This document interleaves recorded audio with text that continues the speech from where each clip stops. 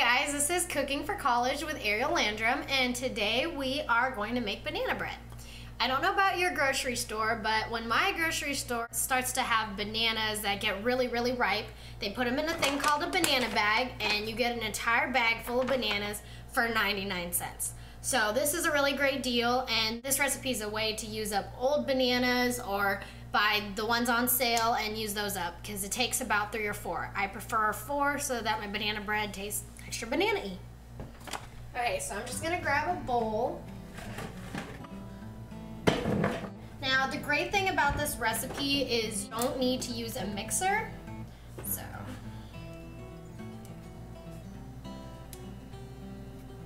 just grab a fork and mash the bananas inside the bowl.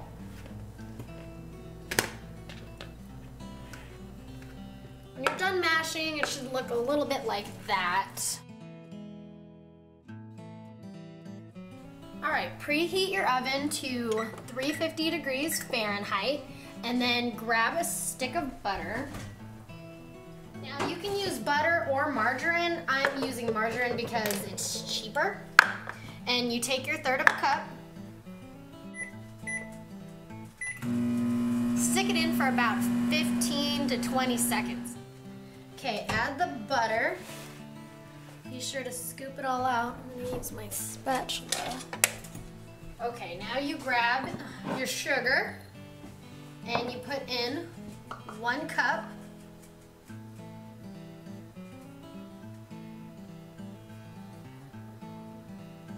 Just about did it. Go ahead and just stir the sugar in there with the bananas and the butter. You're gonna grab 1 egg and go ahead and crack it inside there. And 1 teaspoon of vanilla, and mix that together. You wanna try and get all of your liquids mixed together first before you add your dry ingredients. Although the sugar you want to try and gradually dissolve. You will need 1.5 cups of flour. I would suggest adding it gradually as opposed to all at once. It makes it easier to stir.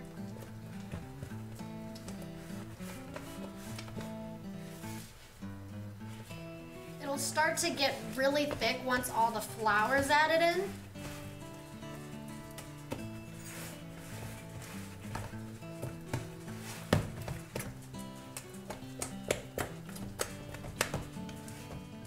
Okay, the last ingredient you're going to put in is 1 teaspoon of baking soda.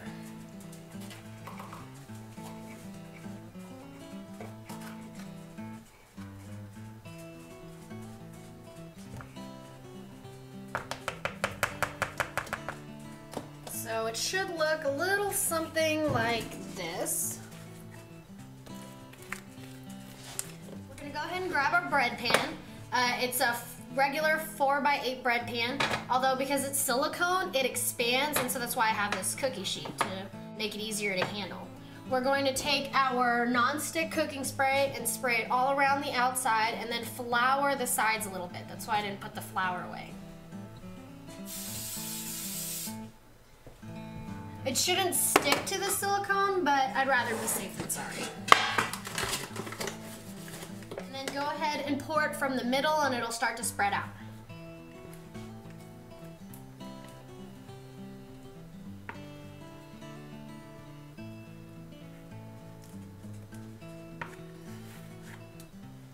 Okay, so this is what it should look like when it's ready to go into the oven. So go ahead and open your oven door and just pop it in there. We're going to set the timer for an hour. So, you know, for a whole hour you could do your laundry or watch some TV or play some Left 4 Dead. It's whatever. My timer just went off, so I'm going to grab my oven mitt and I'm going to take my clean butter knife and insert it in the middle of my banana bread. If it comes out clean, then we know the banana bread's ready. If not, it'll probably take maybe a few more minutes.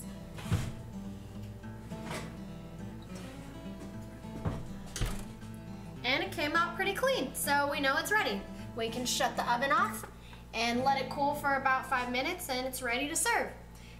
Because we made such a big loaf, it could last for a few days, and it's something to snack on during class. All right, that's how you make banana bread.